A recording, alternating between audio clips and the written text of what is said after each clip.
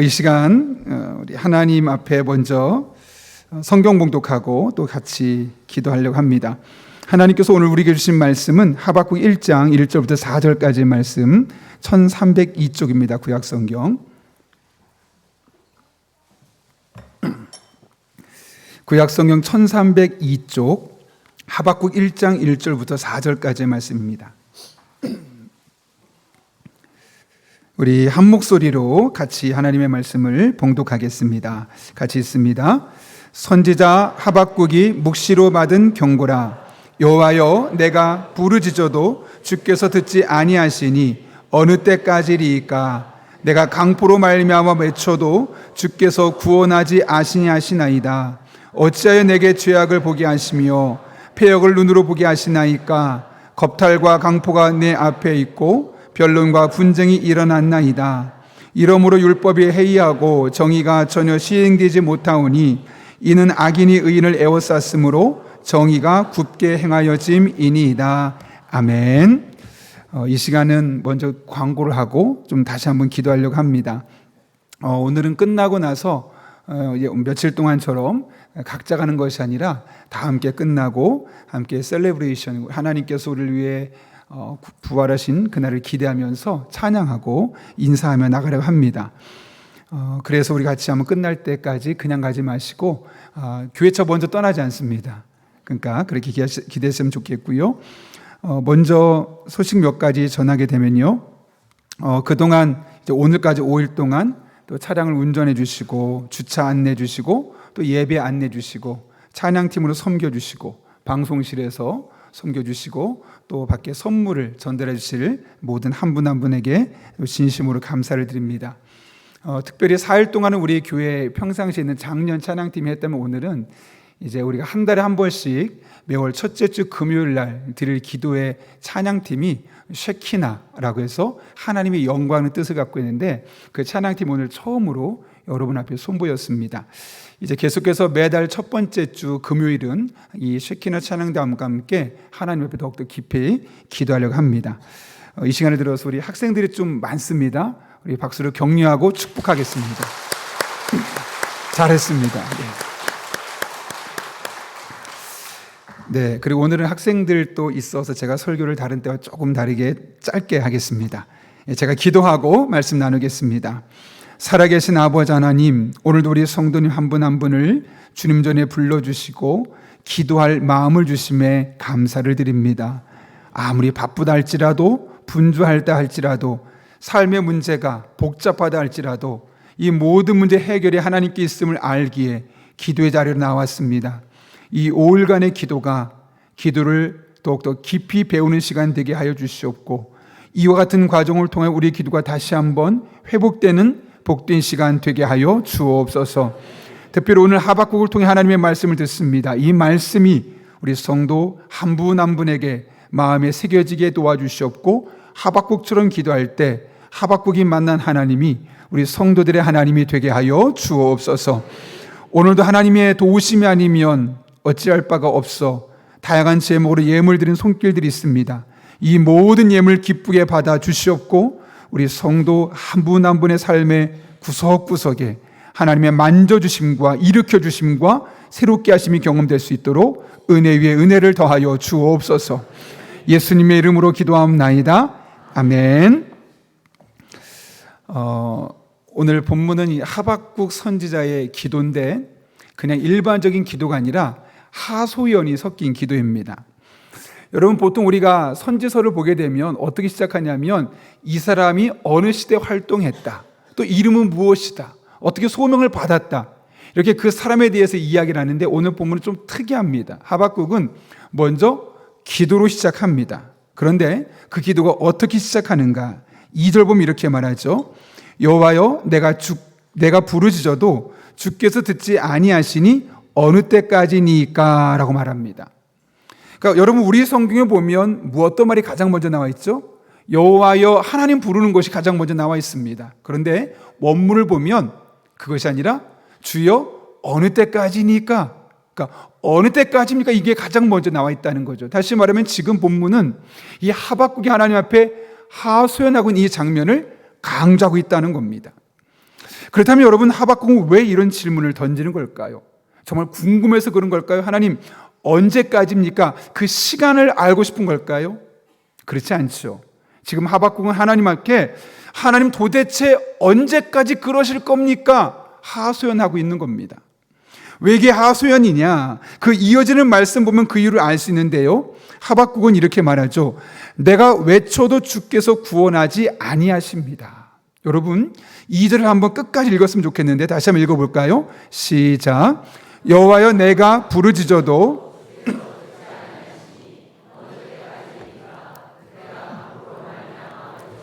주께서 구원하지 아니하시나이다. 아멘.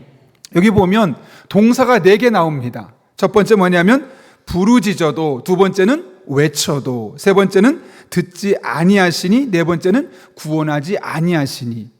여기 부르짖다, 외치다는 큰 소리로 외쳤다는 거예요. 하나님 앞에 간절하게 부르짖어 기도했다는 거죠. 그런데 그 뒤에는 듣지 않으셨고 하나님이 구원하지 않으셨다는 겁니다. 재미있는 것은 이 4개 동사가 다 미완료형이라는 겁니다. 끝난 게 아니라 계속 되고 있다는 거예요. 그러니까 하박국도 지금 계속 기도하고 있고 하나님은 어떻게 해요? 계속 응답해 주지 않고 있고, 우리가 기대하는 것은 계속 기도하면 하나님이 응답해 주실 것처럼 보였는데 하박국이 계속 기도하고 있음에도 불구하고, 지금 여전히 기도하고 있는 중에도 불구하고 하나님이 여전히 응답하고 계시지 않은 중이라는 거예요. 그냥 소리만 내서 한 것도 아니고 마음에 간절함을 담아서 하나님께 부르짖었습니다. 그럼 하나님께서 그 정도로 간절하니? 알았어, 내가 빨리 도와줄게. 그런 마음을 우리가 기대하는데 하나님은 그 기도에 계속해서 응답하지 않으시는 거예요. 그러니까 하박국 뭐라고 말하냐면 도대체 언제까지 그러실 겁니까? 그래서 하소연인 겁니다. 한 번 기도했는데 응답 안 하셨으면 뭐 그럴 수도 있지라고 하겠지만 계속 기도하는 거예요. 물론 오늘 본문에 얼만큼 기도했다, 그 시간을 말하지 않습니다. 몇 달 동안 기도했다, 그 기간을 말하지 않습니다. 그러나 적어도 그는 기도를 시작했고 아직 끝나지 않은 가운데 계속 끊임없이 기도하고 있는 하나님은 그의 기도를 들으셨지만 응답하지 않고 계셨다는 거죠. 좀 당혹스럽지 않습니까? 우리가 일반적으로 알고 있는 하나님은 우리가 기도하면 들으십니다, 응답해 주십니다. 이게 우리의 기도 하나님의 응답의 메커니즘인데 오늘 본문을 보게 되면 아무리 계속 기도해도 하나님께서 응답하지 않으신다는 거죠. 당혹스러운 것은 우리에게도 이럴 때가 있다는 거죠. 나는 누구보다 진지해요. 근데 하나님은 내 인생에 대해서 전혀 진지하지 않은 것처럼 보여요. 나는 너무 심각한데 하나님은 너무 느긋해 보이세요. 다른 사람의 기도는 들어주시는데 내 기도는 무시하는 것 같아요. 사소한 일에 그러신다면 이해가 되죠. 뭐 별 기도 제목 아닌 거라면은 안 들어주셔도 괜찮은데 정말 하나님 도와주지 않으시면 망할 것 같고 정말 하나님 도와주지 않으시면 내 인생 끝날 것 같은데, 그런데도 하나님께 기도했음에도 불구하고 들어주지 않으실 때 마치 하나님이 나를 무시하는 것처럼 보이고 나에게만 관심이 없어 보입니다. 그래서 많은 분들이 기도하다가 은혜 받는 게 아니라 상처받아요. 아니, 하나님 내 기도 왜 안 들어주시는데요? 상처받는 거예요. 그리고 기도 자리를 떠납니다. 기도해봤자 소용없더라. 정말 기도하면 하나님, 목사님 하나님 기도 들어주십니까? 응답하십니까? 저 한 번도 경험한 적 없습니다. 그런 일들이 나오는 이유가 바로 이것 때문이죠. 지금 하박국이 바로 이런 상황에 놓여 있는 겁니다. 정말 억울한 게 뭔지 아세요? 지금 저를 도와주세요 이런 기도도 아니에요. 하나님, 이 나라를 보니 부자들이 가진 사람이 없는 사람을 억압하며 집 밟고 있는데, 그래서 모든 법이 다 무너지고 법이 지켜지지 않고 있는데 왜 그 사람을 심판하지 않으십니까? 나를 위한 기도가 아니라 가난한 사람, 연약한 사람, 상처받은 사람, 우리 위해서 기도하고 있는 거거든요. 근데 하나님이 들어주지 않으시는 거죠. 그 정도 되면 참 기특하다. 우리 잘 알고 있는 것처럼 나를 위해 구하지 않았는데 내가 너를 위해 구하지 않았으니 내가 너에게 더 많은 것 주겠다, 이렇게 하는 거 아니겠습니까?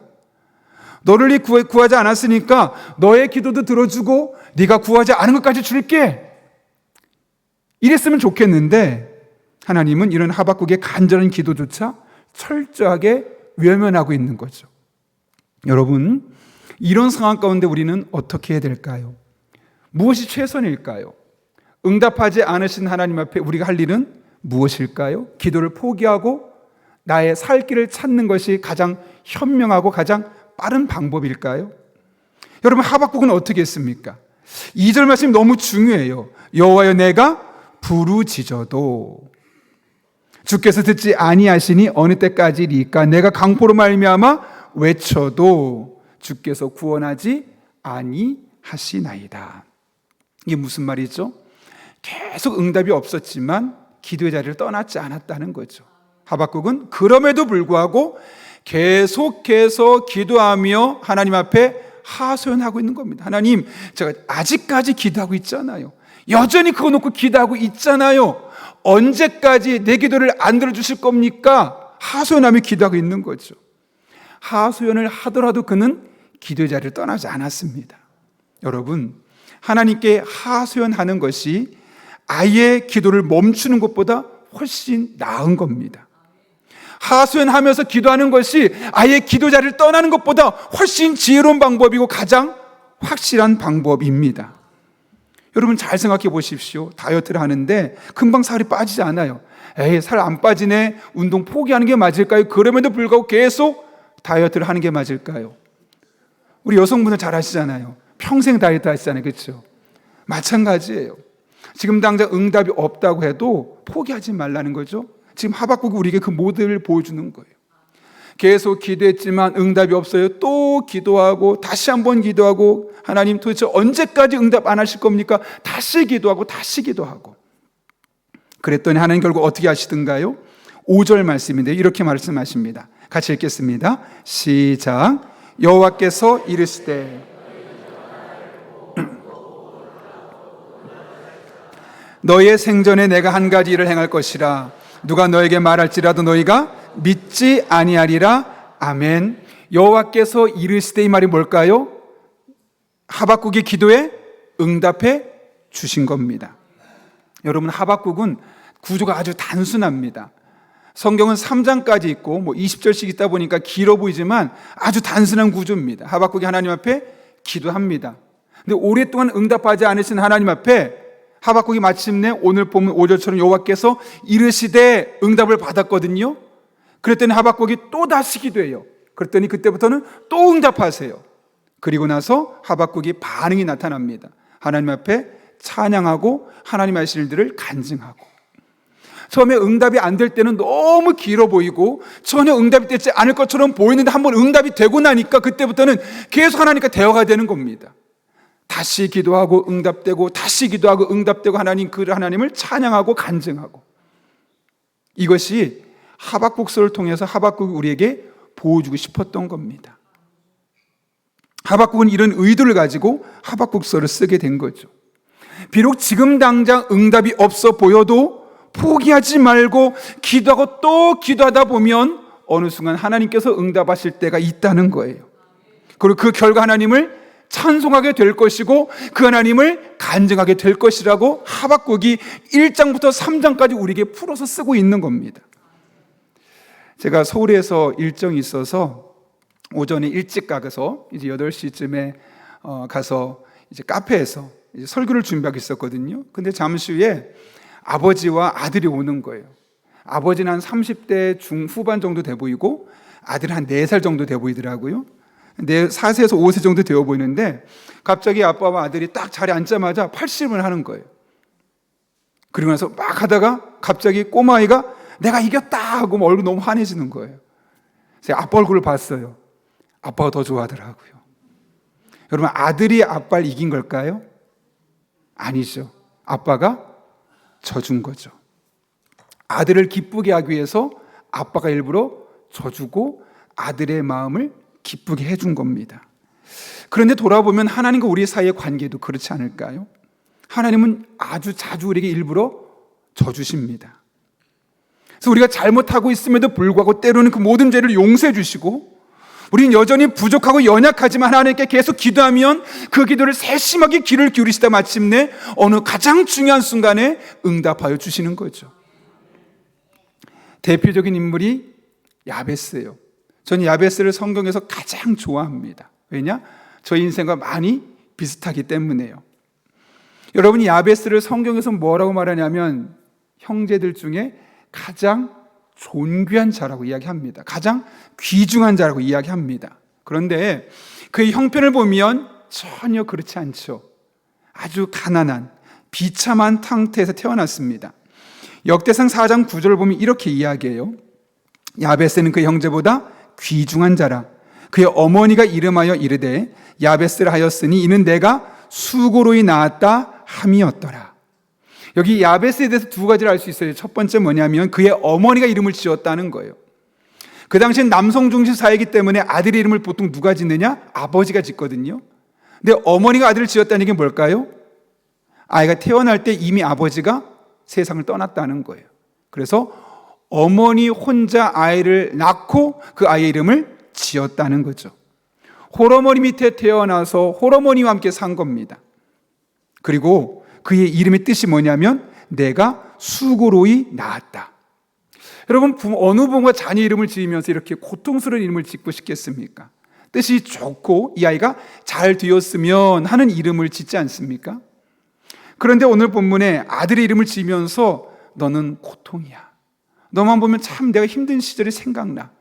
그렇게 이름을 지을 정도로 아이를 낳을 때 너무 고통스러운 상황에 놓여 있었다는 거죠. 성경에서 가장 죄송한 표현이지만 불쌍한 사람을 누굴 표현하냐면 과부라 그래요. 혼자 아이를 키워야 되는 그 부모. 그런데 야베스의 가정이 아버지가 없는 상태에서 어머니가 혼자 아들을 키워야 될 수밖에 없는 상황이었다는 거죠. 경제적으로 어려웠을 것이고 미래에 대해서 암울했을 겁니다. 기대가 아무것도 없었을 겁니다. 그런데 그런 상황에서 태어나서 자란 야베스가 그 어느 형제보다 존귀한 자가 되었다고 오늘 본문은 말씀하고 있는 거죠. 어떻게 그런 일이 가능했을까요, 여러분? 우리가 잘 알고 있는 역대상 4장 10절에 야베스의 기도가 그 인생을 바꿨기 때문에 그렇습니다. 한번 읽어볼까요? 읽습니다. 시작. 야베스가 이스라엘 하나님께 아뢰어 이르되